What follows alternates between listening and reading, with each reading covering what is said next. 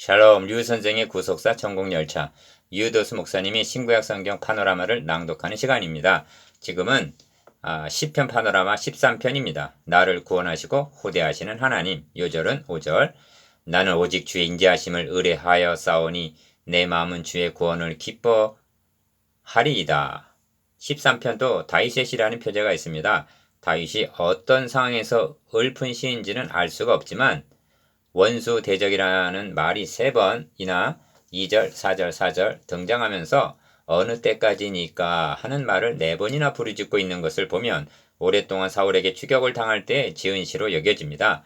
그러나 절망이나 비탄으로 끝나고 있지 아니하고 나는 오직 주의 인자하심을 의뢰하여 싸우니 내 마음은 주의 구원을 기뻐하리이다 하는 5절 확신과 찬양으로 마칩니다. 도표를 보시면 오직 주의 인자하심을 의뢰하여 싸우니 이를 중심으로 첫째 단어는 호소인데 1. 여호와여 나를 영영히 잊으시나이까 2. 내가 마음에 근심하기를 어느 때까지 하오며 3. 원수가 나를 쳐서 자긍하기를 어느 때까지 하리이까 하고 호소합니다. 둘째 단어는 강구인데 4. 나의 눈을 밝히소서 두렵건대 내가 사망의 잠을 잘까 하오며 5. 원수가 이겼다 할까 두렵다고 간구합니다. 셋째 단어는 확신인데 6. 오직 주의 인자하심을 의뢰하였사오니 주의 구원을 기뻐하리이다. 찬송하리니 하고 마칩니다. 첫째 단어는 1절에서 2절 여호와여 언제까지 숨기시겠나이까. 둘째 단어는 3절에서 4절 나의 눈을 밝히소서. 셋째 단어는 5절에서 6절 주의 구원을 기뻐하고 찬송하리이다. 첫째 단어는 1절, 2절 여호와여 언제까지 숨기겠나이까. 1. 첫째 단어는 환난 중에 있는 자의 호소인데 첫 마디가 여호와여 어느 때까지니까 나를 영영히 잊으시나이까 합니다. 1절 상반절 기억. 계속해서 호소하기를 주의 얼굴을 나에게서 언제까지 숨기시겠나이까 합니다. 1절 하반절. 신앙생활에 있어서 나를 잊으시고 얼굴을 숨기신 것 같은 때가 있습니다.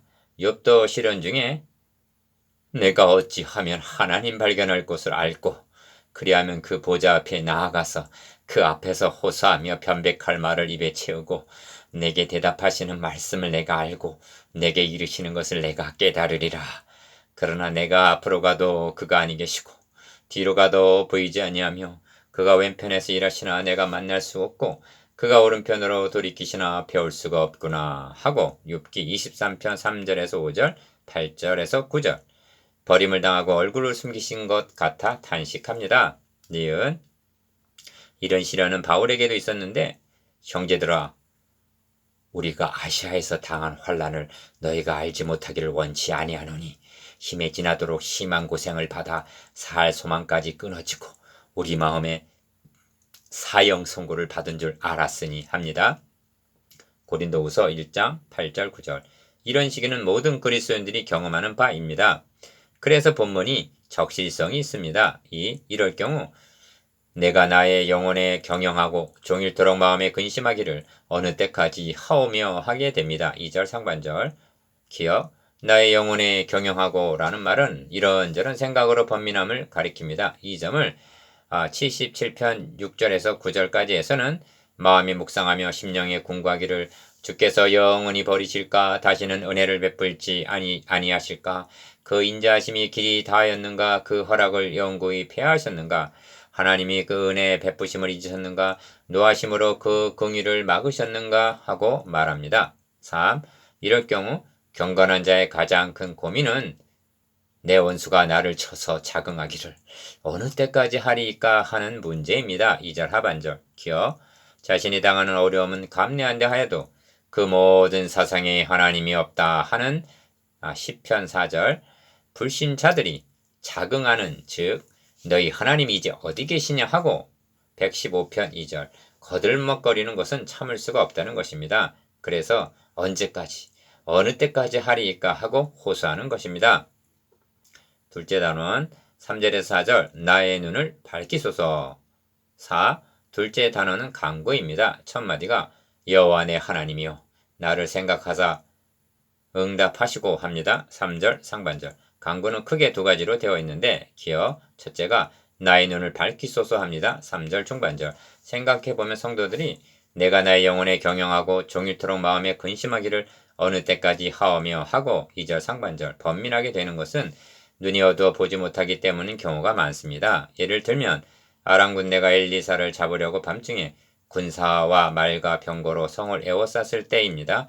이를 보며 사환은 아하 내 주여 우리가 어찌하리까 하고 절망을 합니다. 이때 엘리사 선지자가 한 것이 저희 눈을 열어서 보게 하옵소서 하는 간구입니다.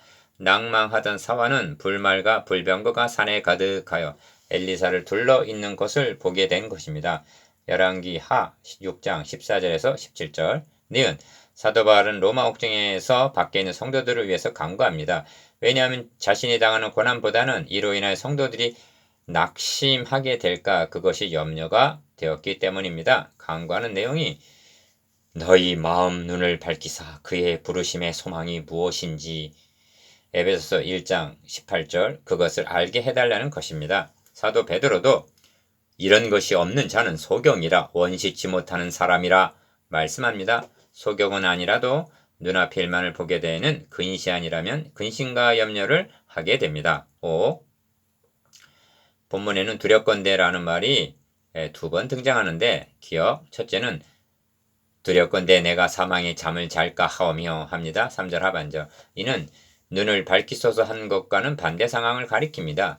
영안이 어두워진다는 것은 영적 죽음과 같은 것입니다. 그래서 사망의 잠이라 하는 것입니다. 이사야 선지자는 당시의 지도자들을 가리켜 그 파수꾼들은 소경이여 꿈꾸는 자여 누운 자여 잠자기를 좋아하는 자라 이사야에서 56장 9절라고 합니다.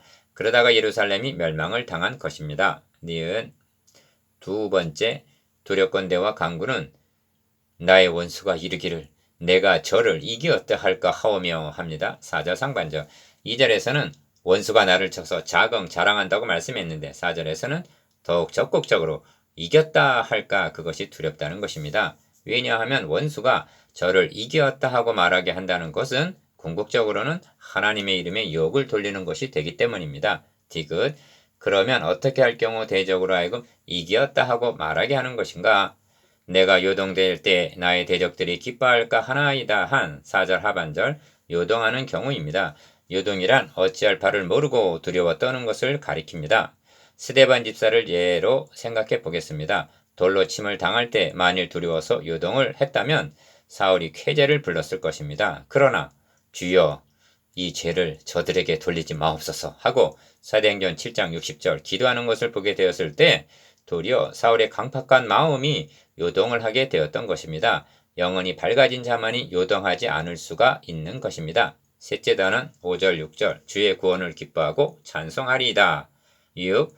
나는 오직 주의 인자하심을 의뢰하였사오니 내 마음은 주의 구원을 기뻐하리이다 합니다. 5절 이는 두 마디로 되어 있는데 기억 첫째는 나는 오직 주의 인자하심을 의뢰하였사오니 하는 말씀인데 핵심은 인자 즉 하나님의 사랑입니다.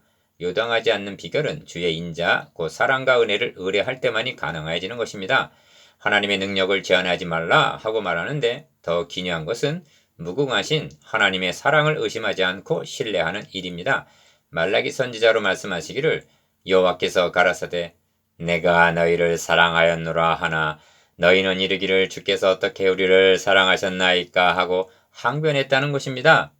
말라기서 1장 2절 하나님의 사랑을 의심하는 것보다 하나님을 슬프시게 하는 것은 없습니다. 니은 둘째는 내 마음이 주의 구원을 기뻐하리이다 하는 말씀인데 핵심은 구원입니다. 하박국 선지자도 비록 무화과 나무가 무성치 못하며 포도나무에 열매가 없으며 감람나무에 소출이 없으며 밭에 식물이 없으며 우리의 양이 없으며 외양간에 소가 없을지라도 그러면 그에게 있는 것이 무엇이란 말인가? 나는 여호와로 인하여 즐거워하며 나의 구원의 하나님을 인하여 기뻐하리로다 합니다. 하박국서 3장 17절 18절 디귿 여호와여 어느 때까지니까 1절 하는 호소로 시작이 된 13편은 내가 여호와를 찬송하리니 이는 나를 후대하심이로다 하고 6절 찬송으로 끝맺고 있습니다.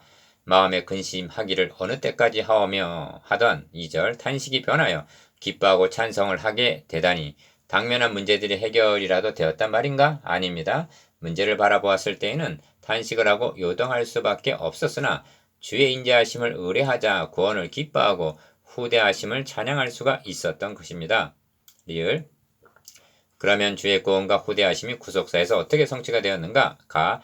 이 점을 사도 바울은 우리가 아주 죄인 되었을 때 그리스도께서 우리를 위하여 죽으심으로 하나님께서 우리에게 대한 자기의 사랑을 확증하셨느니라 합니다. 로마서 5장 8절. 확증이란 확실하게 증명하셨다는 뜻입니다. 하나님은 말로만 사랑하는 것이 아닙니다. 곧 우리가 원수 되었을 때 그 아들의 죽으심으로 말미암아 하나님으로 더불어 화목되었은즉 화목된 자로서는 더욱 그의 살으심을 인하여 구원을 얻을 것이니라 합니다. 로마서 5장 10절. 원수를 위하여 자기 아들을 화목제물로 내어주시면서 내가 너희를 얼마나 사랑하는지 이제는 믿겠느냐 하신 셈입니다. 우리의 구원은 이렇게 해서 주어진 것이며 이보다 더한 후대하심이란 없습니다. 이것이 나를 구원하시고 후대하시는 하나님입니다. 적용. 시편들을 상고해보면 우리에게 말씀하시려는 중심 주제가 대부분 결론 부분에 등장한다는 점입니다. 13편도 나는 오직 주의 인자하심을 의뢰하였사오니 내 마음은 주의 구원을 기뻐하리이다. 내가 여호와를 찬송하리니 이는 나를 후대하심이로다 하는 말씀이 중심점입니다. 5절 6절. 이런 맥락에서 시편 13편은 혼란과 시련을 당하는 모든 시대의 경건한 자들을 위로하고 격려하기 위한 시라고 할 수가 있습니다. 평화의 왕이 오시기까지 성도들의 신앙은 끝나지 않습니다. 시련 중에 최우선으로 신뢰할 일은 자기 아들을 대속을 통하여 구원하여 주신 하나님의 사랑입니다. 묵상. 기억. 1절 2절의 호소에 대해서, 니은 3절 4절의 강구하는 제목에 대해서, 디귿 근심하고 요동하던 자가 기뻐하고 찬양하게 된 5절 6절 비결에 대해서,